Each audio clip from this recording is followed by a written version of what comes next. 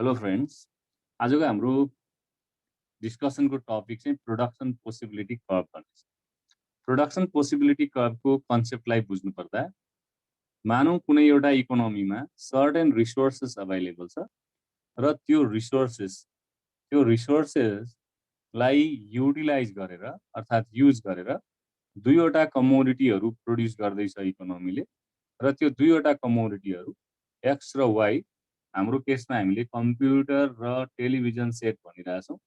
र television set र computer हाम्रो केसमा चाहिँ कमोडिटी हो र यो रिसोर्सेसको फुल्ली युटिलाइज गर्दा अर्थात् यो रिसोर्सेसको फुल युटिलाइज गर्दा अर्थात् फुल युज गर्दा कति गुड्स एन्ड सर्भिसेस अर्थात् यो एक्स र वाई कमोडिटीको कति कति अमाउन्ट प्रोड्युस गर्न सक्छ भनेर डिफ्रेन्ट कम्बिनेसन्सहरूलाई देखाउने लाइनलाई हामी प्रोडक्सन पोसिबिलिटी कर्भ भन्छौँ। ओके, आउनुहोस् सुरु गरौँ आजको हाम्रो यो प्रोडक्सन पोसिबिलिटी कर्भ बारेको कन्सेप्टलाई हामी डिस्कस गर्दैछौँ।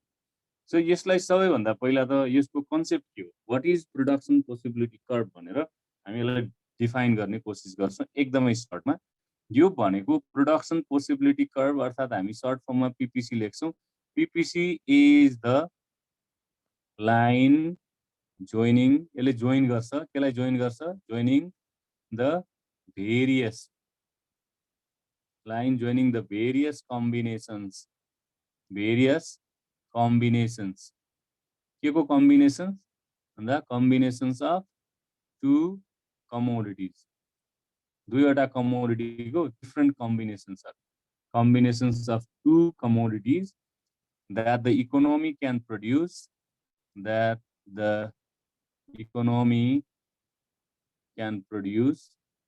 economyले प्रोड्युस गर्न सक्ने, can produce with the given, इकोनोमीसँग भएको given resources and state of technology अर्थात् टेक्नोलोजीको अवस्था, state of technology। अब तर यहाँ एउटा एजम्पसन हामी के राखिरहेछौँ भने assuming that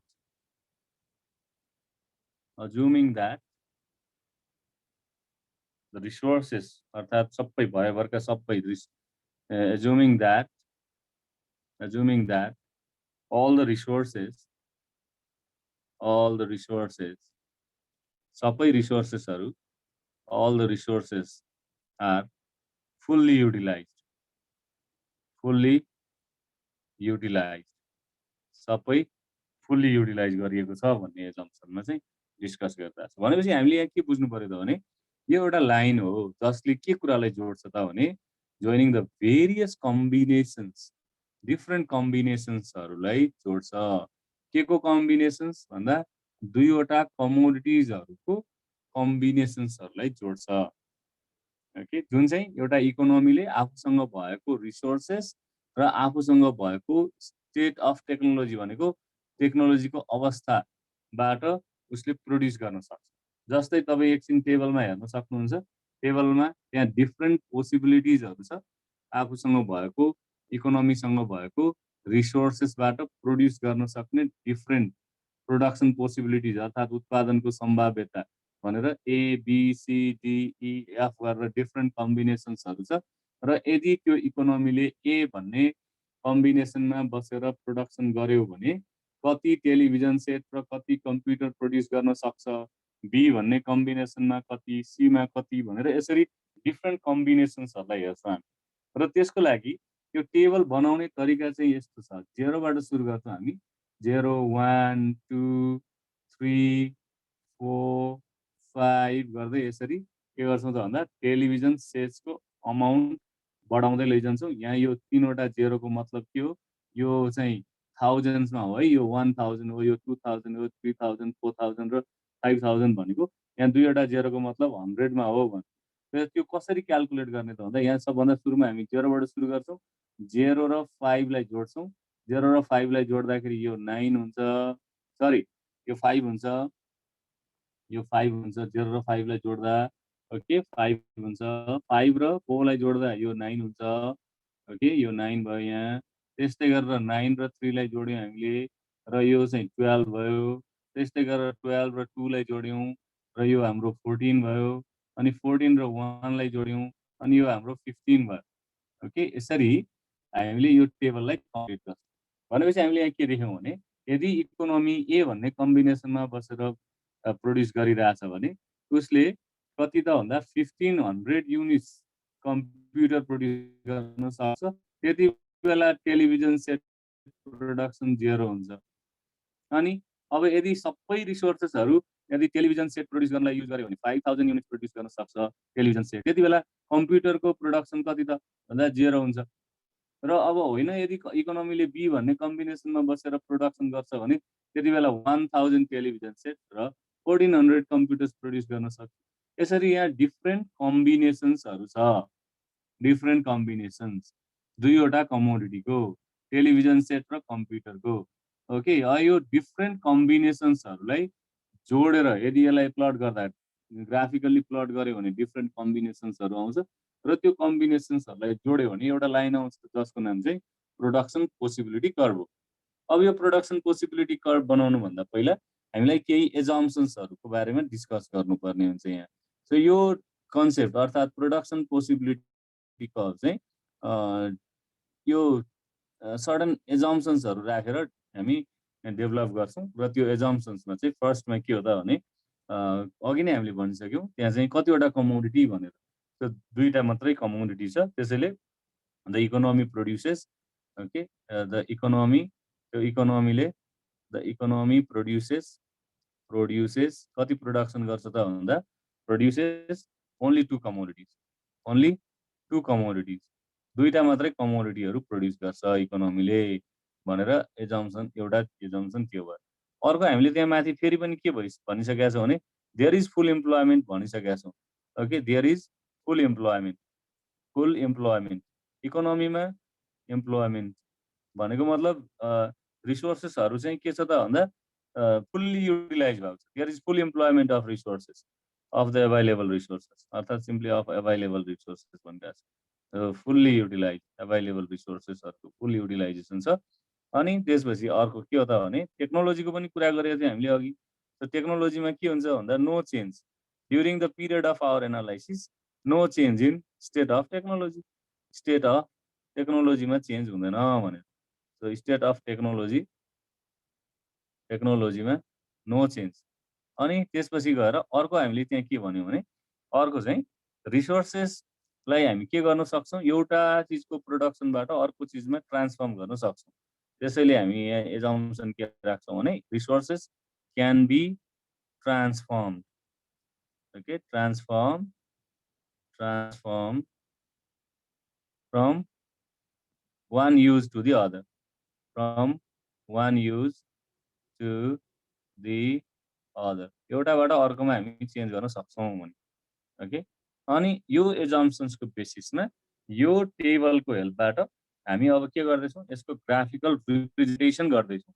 ग्राफिकल रिप्रेजेन्टेसनतिर जाउँ है त।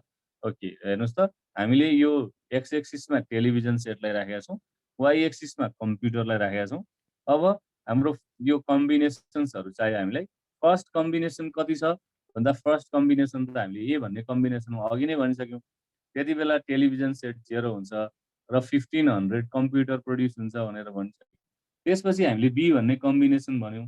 बी भन्ने कम्बिनेसनमा हामीले के भन्यौँ भन्दा 1000 चाहिँ के हुन्छ भन्दा 1000 टिभी सेट र 1400 चाहिँ कम्प्युटर प्रोडक्सन गर्न सक्छ भन्यो। त्यसपछि सी भन्ने कम्बिनेसनमा हामीले भन्यौँ 2000 युनिट्स र यो चाहिँ कति 1200 युनिट्स। यसरी डिफ्रेन्ट कम्बिनेसन्सहरू आउँछ र यो डिफ्रेन्ट कम्बिनेसन्सहरूमा एक्स र वाइ अर्थात् हाम्रो टेलिभिजन सेट र कम्प्युटरको डिफ्रेन्ट कम्बिनेसन्सहरू चाहिँ प्लट गऱ्यौँ हामीले र यसलाई प्लट गर्दाखेरि हाम्रो एउटा अब डिफ्रेन्ट यो जुन कम्बिनेसन्सहरू आएको छ यसलाई एउटा लाइनले जोड्यौँ भने लाइन जोइनिङ दिज कम्बिनेसन्सलाई के भन्छ भनेर हामीले अघि भनिसकेका छौँ। र के भन्छ त यसलाई भन्दा यसलाई चाहिँ यो कम्बिनेसन्सहरूलाई जोडेर आउने लाइनलाई हामी प्रोडक्सन पोसिबिलिटी कर्भ भनेर बुझ्छौँ। Okay, production possibility curve. त्यसैले प्रोडक्सन पोसिबिलिटी कर्भले के कुरालाई देखाउँछ भन्दा it shows the various combinations of two goods that can be produced with the given resources and state of technology. त्यति बेला एक्जाम्सन के हो, there is full employment. So यो लाइनको नाम चाहिँ के हो त त्यसो भए भन्दा यो लाइनको नाम चाहिँ हाम्रो के हो भन्दा यो लाइनको नाम प्रोडक्सन पोसिबिलिटी कर्भ हो। त्यसैले production possibility curve is the line which shows the various combinations of two goods that can be produced with the given resources and state of technology, assuming that there is full employment. अब यहाँ अर्को combination एउटा यहाँ आइरहेछ र यो combination भनेको जी भन्ने कम्बिनेसन आइरहेछ। यो जी भन्ने कम्बिनेसन चाहिँ प्रोडक्सन पोसिबिलिटी भन्दा यो चाहिँ भित्रतिर पर्छ, इनवर्ड छ अर्थात् लेफ्टतिर छ। यसको मतलब के हो त भने यसको मतलब चाहिँ यदि इकोनोमीले जी भन्ने पोइन्टमा बसेर प्रोडक्सन गर्यो भने त्यसको रिसोर्सेसहरू फुल्ली युटिलाइज हुँदैन, अर्थात् रिसोर्सेसहरू अन्डर युटिलाइज या त अनयुटिलाइज रहन्छ। त्यो भएको कारणले गर्दा कुनै पनि इकोनोमीले जी भन्ने पोइन्टतिर बसेर प्रोडक्सन गर्न खोज्दैन, त्यसैले यो अनडिजायरेबल हो। अर्कोतिर यो एच भन्ने कम्बिनेसन चाहिँ प्रोडक्सन पोसिबिलिटी भन्दा आउटवर्ड छ अर्थात् बाहिरतिर छ। त्यसको मतलब चाहिँ के हो भने एच भन्ने कम्बिनेसनमा बसेर प्रोडक्सन गर्नको लागि त्यो इकोनोमीलाई रिसोर्सेसहरू पुग्दैन। ओके, रिसोर्सेस पुग्दैन। यो डिजायरेबल हो, हरेक इकोनोमीले चाहन्छ एच भन्ने कम्बिनेसनमा बसेर प्रोडक्सन गर्न पाए हुन्थ्यो, अर्थात् अझै योभन्दा फर्दर जान पाए हुन्थ्यो भन्छ। तर दुईवटा कुराले यसलाई रोकिरहेको हुन्छ। त्यो दुईवटा कुरा के हो भने त्यसको लागि एच भन्ने कम्बिनेसनमा बसेर प्रोडक्सन गर्नको लागि मोर रिसोर्सेस चाहिन्छ एउटा चाहिँ, र अर्को चाहिँ के हुनुपर्छ भन्दा या त इम्प्रुभ टेक्नोलोजी भयो भने पनि त्यति बेला पनि पोसिबल हुनसक्छ। ओके, त्यसैले यो दुईवटा कुराहरू भयो भने रिसोर्सेस चेन्ज भयो भने र टेक्नोलोजी चेन्ज भयो भने त्यति बेला इकोनोमी आउटवर्ड स्विङ हुनसक्छ। अर्कोतिर यदि रिसोर्सेस डिप्लिट हुँदै गयो, सकिँदै गयो भने अर्थात् कम हुँदै गयो भने त्यति बेला इकोनोमी चाहिँ श्रिङ्क भएर जी भन्ने कम्बिनेसनतिर आउन पनि सक्छ, प्रोडक्सन पोसिबिलिटी भित्र सरेर पनि आउन सक्छ। त्यसैले के भयो भने सिफ्ट हुन्छ त भन्दा सिफ्ट हुने दुईटा कारण।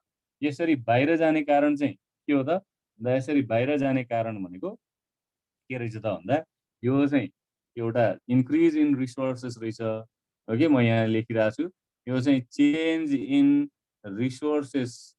रिसोर्सेस एउटा कारण हो। चेन्ज इन रिसोर्सेस एउटा कारण हो। के हुने पिपिसी सिफ्ट हुने कारण चाहिँ एउटा यो हो। चेन्ज इन रिसोर्सेसमा रिसोर्सेस बढ्यो भने राइटवर्ड सिफ्ट। ओके, अहिले हामीले जुन फिगरमा देखाइरहेछौँ यसरी राइटवर्ड सिफ्ट हुन्छ। अर्कोतिर यदि रिसोर्सेस घट्यो भने डिप्लिसनतिर गयो भने त्यो लेफ्टवर्ड सिफ्ट हुन्छ, पिपिसी कर्भ चाहिँ लेफ्टवर्ड सिफ्ट हुन्छ। अनि त्यसपछि अब अर्को चाहिँ के हो त भने टेक्नोलोजी हो। अनि टेक्नोलोजिकल चेन्ज अर्थात् चेन्ज इन टेक्नोलोजी अर्थात् मैले यहाँ टेक्नोलोजिकल चेन्ज भने अर्थात् चेन्ज इन टेक्नोलोजी लेख्न सक्नुहुन्छ। टेक्नोलोजी ब्याकवर्ड हुने चान्सेस एकदमै रेयर हुन्छ। त्यसैले इम्प्रुभ भयो भने त्यसले के गराउँछ त भने त्यसले पिपिसीलाई राइटवर्ड सिफ्ट गराउँछ। यसैले यहाँ हामी के देखिरहेछौँ त भने राइटवर्ड सिफ्ट भयो भने पिपिसी कर्भ एएफबाट ए ड्यास एफ ड्यासमा पुग्छ र इनवर्ड सिफ्ट भयो भने त्यति बेला A double dash F double ड्यासतिर पुग्छ। यसरी पिपिसी कर्भ सिफ्ट हुन सक्छ। त्यसरी प्रोडक्सन पोसिबिलिटी कर्भले एउटा इकोनोमीमा के भइरहेछ भन्ने कुरा थाहा पाउनलाई अर्थात् एउटा इकोनोमीले कति गुड्स एन्ड सर्भिसेस प्रोड्युस गर्न सक्छ भन्ने कुराको बारेमा एनालाइज गर्नलाई हामीलाई हेल्प गर्छ। ओके, सो भिडियो हेरिदिनु भयो त्यसको लागि धेरै धेरै धन्यवाद। यदि भिडियो मन पर्यो भने लाइक, सेयर, कमेन्ट र सब्सक्राइब गर्नलाई नभुल्नु होला। Thank you very much. फेरि अर्को भेट चाहिँ अर्को भिडियोमा हुन्छ।